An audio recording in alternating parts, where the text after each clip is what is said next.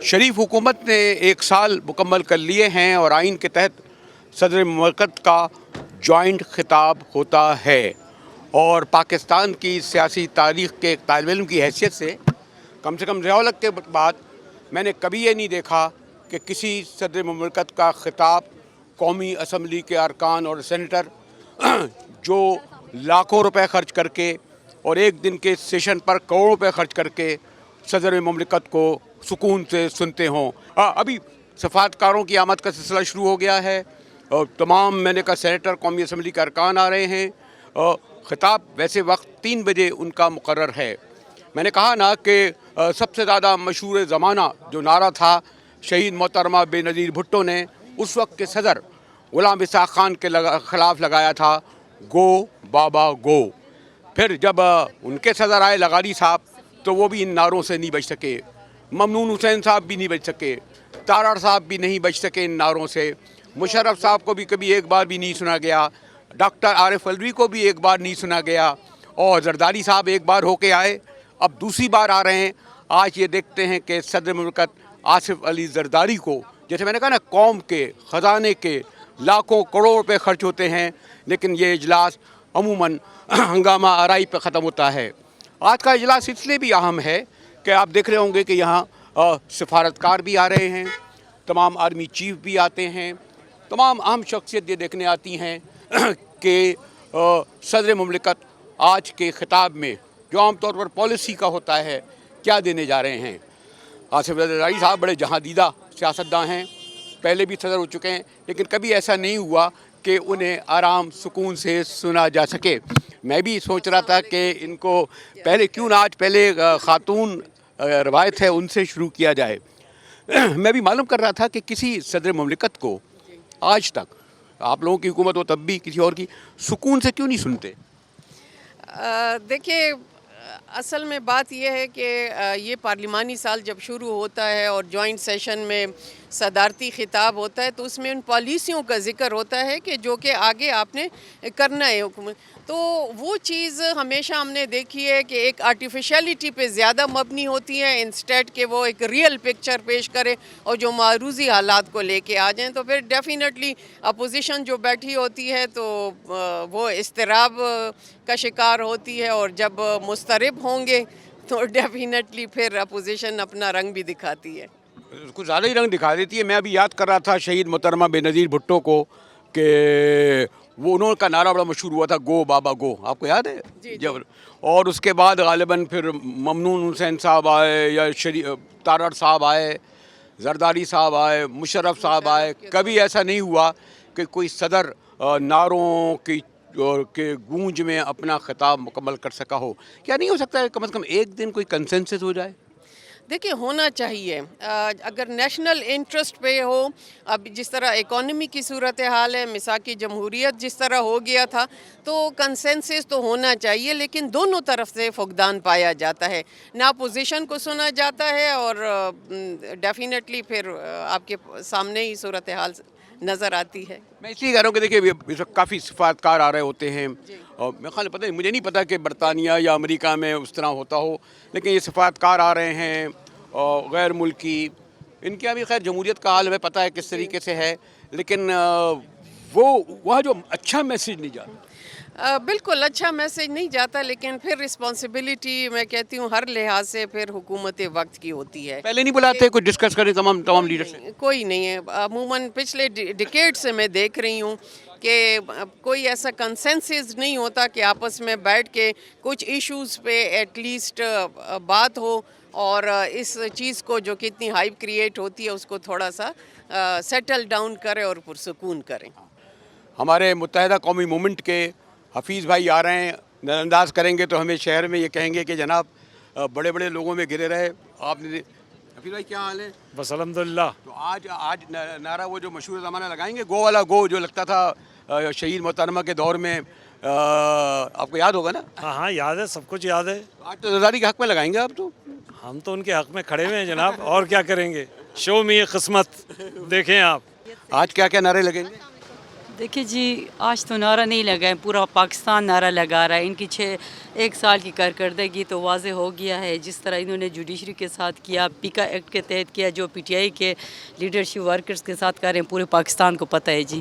ہمارے دور سے سردار نبیل گبول آتے ہوئے نظر آ رہے ہیں. نبیل گبول صاحب، سردار دوست سے ملاقات ہوئی کراچی والوں سے. کیا حال ہے؟ نبیل گبول صاحب، آپ دور سے آتے ہوئے نظر آ رہے ہیں. ہاں، کیوں میں بڑا سیدھا سادہ آدمی ہوں، خود گاڑی چلاتا ہوں، پارکنگ ملی نہیں، دور پارکنگ کر کے آیا ہوں. آپ کو یاد ہوگا کہ جب آپ کی پارٹی تھی تو آپ لوگ بڑے نعرے لگاتے تھے، گو بابا گو.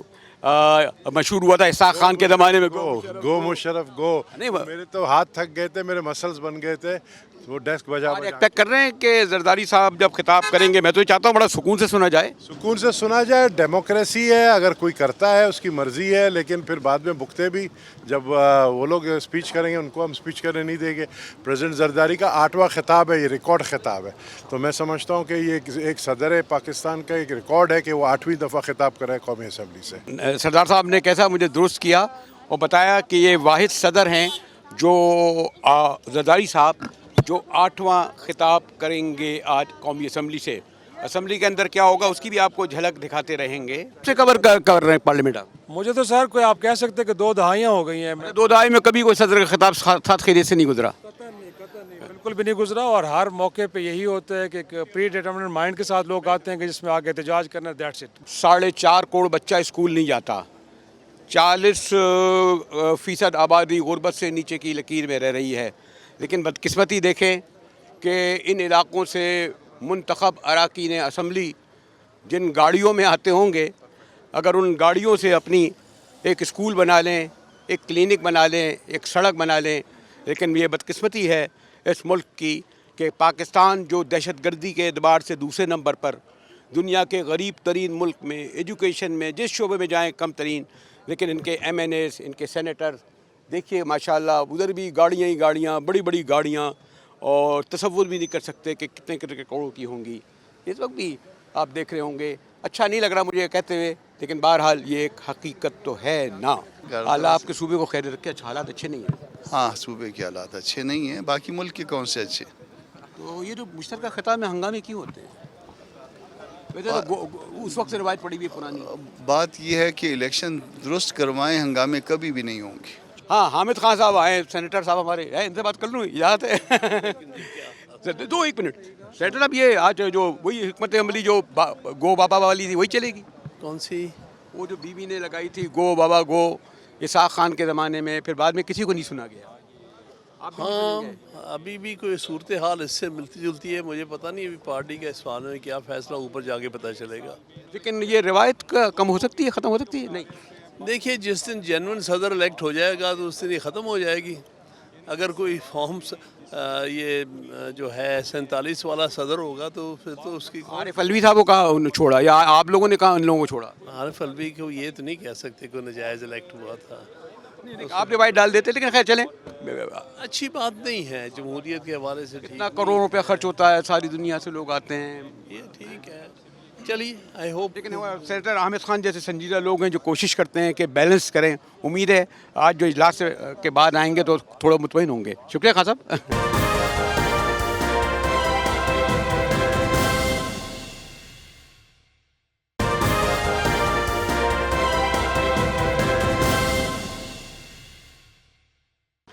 آپ کو بھی جلدی ہوگی کہ صدر کا خطاب، کیا کوئی روایت وہی چلے گی گو والی؟ جی نہیں جی، کیوں وہ چلے گی؟ میرے خیال میں بہتر روایت ہونی چاہیے. اپوزیشن کو بھی سمجھنا چاہیے. صدر پاکستان ہے نا، پورے اسٹیٹ کی عزت ہوتی ہے، ریاست کی عزت ہوتی ہے. کہاں ہوتی ہے، کہاں ہوئی ہے؟ نہ آپ لوگوں کو نے چھوڑا ان کو، نہ انہوں نے آپ کو چھوڑا. کہیں نہ کبھی تو روایت کو ختم ہی کرنا ہے نا. بات ہے کہ بڑی اچھی آپ بات کریں، ایک پورا سربراہ ہے اسٹیٹ کا تو اس کی عزت. عارف الوی کو بھی تو کہاں چھوڑا؟ تو ان کی بھی کرنی چاہیے تھی. میں تو اس کے فیور میں ہمیشہ کہ اسٹیٹ کے، چاہے ہم نے نہیں کیا تو ہمیں کرنا چاہیے تھا، ان کو بھی کرنا چاہیے. عزت دیکھے ملک کی عزت ہے. اور کتنی بیلنس بات کر رہے ہیں. شیخ صاحب جیسے لوگ کم ہیں جو کہہ رہے ہیں کہ جناب آج اگر ہم نے نہیں انہیں سنا تو آج روایت بدل دیں، آج ہم سنیں زرداری صاحب کو پی ٹی آئی والے. ایسے ہی ہے نا؟ کیوں نہیں، کہیں نہ کہیں تو روایت شروع کریں. چلیے روکیے گا، کوشش کیجیے گا. روایت ختم نہیں. دیکھیں ابھی تو جا کے دیکھیں گے نا کہ کیا ہوتا ہے کیا نہیں ہوتا. لیکن دیکھیں بات یہ ہو جاتی ہے کہ جن لوگوں کی بنیاد ٹھیک نہ ہو उन लोगों के साथ ना कभी आप बैठ सकोगे ना कभी मैं बैठ सकूँगा। मुल्क देख लें, हर चीज़ में मुल्क नीचे जाता जा रहा है। आप किसी भी लिहाज से देख लें, कोई भी स्टैटिस्टिक्स उठा लें, अगर आप उसको सही मानों में देखेंगे तो मुल्क आज तबाह हो रहा है, पहले के मुकाबले में आज तबाह हो रहा है। हमें डेमोक्रेसी इंडेक्स हमें कहाँ लेकर चली गई है, अथॉरिटेरियन रिजीम कर रहे हैं, बल्कि वो कह रहे हैं कि ये बहुत ज़्यादा सप्रेसिव रिजीम हो गई है, डॉन के उसमें छपा हुआ है। तो आप देख लें क्या कुछ नहीं हो रहा। तो उस लिहाज से इनके साथ बैठ के मतलब मैं नहीं समझता कि कोई भी बाशऊर आदमी, कोई भी ऐसा डेमोक्रेटिक आदमी इनके साथ बैठ सकेगा। आज रजाई साहब का कैसा इस्तकबाल करेंगे आप? सिंध में तो कभी नहीं करते सीएम का। सीएम का एहतराम है वो सीएम को देते हैं। और इस्तकबाल क्या है, कोई शादी वलीमा थोड़ी है, सेनेट जॉइंट सेशन है, एक पार्लियामानी लेकिन क्या बात है, जॉइंट सेशन में हमेशा वही होता है। आप लोगों भी खड़े होकर, जब वो नवाज लीग के साथ हुए तो उस वक्त नो नो गो गो, इनके साथ हुए तो इनको गो गो नो नो। जमहूरियत का नाम ही यही है, गो गो नो नो और हाँ। बिस्मिल्लाहिर्रहमानिर्रहीम। Chairman senate Syed Yusuf Raza Gilani, speaker national assembly Sardar Ayaz Sadiq, prime minister of Pakistan Mohammad Shahbaz Sharif, members of the parliament, distinguished guests, ladies and gentlemen, Walaikum.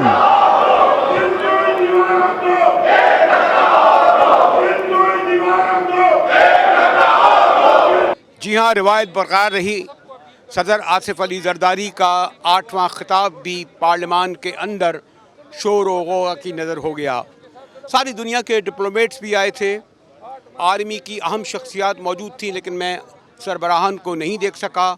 और पार्लियामेंट के अंदर बड़ी खामोशी से हुकूमत और अपोजिशन हुकूमत बैठी थी, पीपल्स पार्टी और नून लीग और पीटीआई नारे लगाती हुई कैदी नंबर 804 के उनकी तस्वीरों के साथ भरपूर तरीके से मौजूद रही। और अब बड़ी तादाद में जो आप देख रहे होंगे कि यहाँ डिप्लोमेट्स आए हैं, इनकी वापसी शुरू हो गई है। ये क्या तासुर लेके गए, गालिबन इसलिए अहम नहीं है कि बहुत से मुल्कों में तो खैर डेमोक्रेसी ही नहीं है, पार्लियामान की वैसे रवायत नहीं है। वेस्टर्न कंट्रीज़ की एक अलग रवायत है, वहाँ भी बड़ी शोर शगब होता है। इसलिए ये एक जो आइन के तहत जो एक ख़िताब है वो एक रवायत तो बन गया है, लेकिन इस रवायत के साथ कि इसमें शोर होगा, हंगामा होगा, इश्तियाल अंगेज़ नारे लगेंगे, और वो सब कुछ हमने देखने में आया। मैंने कहा ना कि वापसी शुरू हो चुकी है, गाड़ियों के इंतज़ार हो रहा है और एक एक करके जो है पार्लियामान के अरकान और डिप्लोमेट्स बाहर आ रहे हैं। मरवत साहब घिरे हुए हैं, बड़े मुश्किल वक्त में साथ थे, लेकिन बहरहाल मैं क्या कहूँ कि मरवत साहब का एक स्टाइल है, कोशिश करूँगा कि उनसे भी बात हो। कैदी नंबर 804 के यहाँ नारे लगते रहे, आपके अभी भी दोस्त हैं? मैं तो अपना लीडर और मुर्शिद मानता हूँ उनको। वो खान साहब वैसे दोस्ती कम ही रखते हैं या शायद नहीं रखते हैं। तो लोगों ने क्या ऐसा डाला बीच में निफाक के? बस खान साहब की हालात का नाजायज़ फ़ायदा उठाया और जो उनकी अदम रसाई है इंफॉर्मेशन तक, वर्कर्स तक, फीडबैक तक, पार्टी के लीडर्स तक, इसका फ़ायदा उठा कि उन लोगों ने खान से पे दर पे बड़े गलत फ़ैसले करवाए हैं। इनमें ये भी एक गलत फ़ैसला है, मेरे निकाले जाने से पार्टी कमज़ोर हुई है, मेरी ज़ात पे कोई असर नहीं पड़ा है। लेकिन आप समझते हैं अगर एक पार्टी आपको, पहले होता था कि आप छोड़ देते एमएनएशिप से क्योंकि ये टिकट मिला था या आपको वोट मिला था, वो तो कैदी नंबर 804 को मिला था, इमरान खान को वोट मिला था। जी, इमरान खान तलब कर ले, मुझे बुला लें तो मैं दे दूंगा। आपने पैगाम दिया? मैं तो गया था उनसे मिलने के लिए, इन लोगों ने रोड़े अटकाए, फिर खान साहब की तरफ से एक इतला आई कि आप आ जाएं, लेकिन मुझे इल्म था कि ये अगर मैं गया दोबारा बेतवकीरी करवाएंगे और कहेंगे खान साहब नहीं मिलना चाहते। रिवायती लोग हैं मरवत साहब, और अगर ऐसा है तो इन्होंने बिल्कुल दुरुस्त कहा कि अगर रिज़ाइन मांगा तो रिज़ाइन भी देंगे।